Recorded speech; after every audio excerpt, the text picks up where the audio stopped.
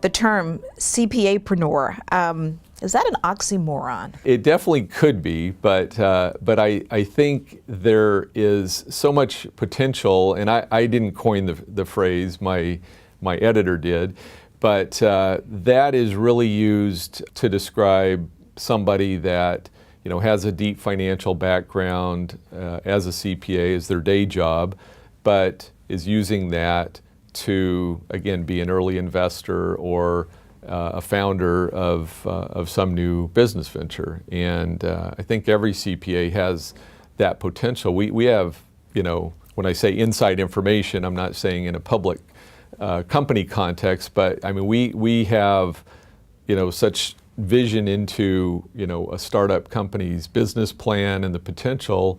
And so it's hard to decide sometimes, what not to invest in. So you'd have to be somewhat discriminating. And that's very interesting and helpful for the CPA. Talk about a little about how that would translate more to the client by having such a CPA-preneur as their own CPA.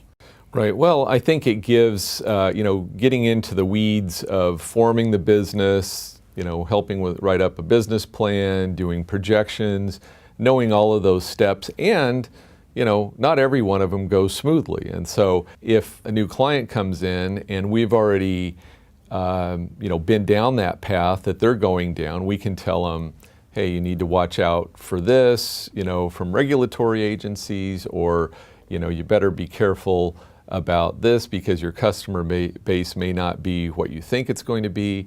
And we can also add on, different markets that they may not have thought of, because we've experienced that on other businesses.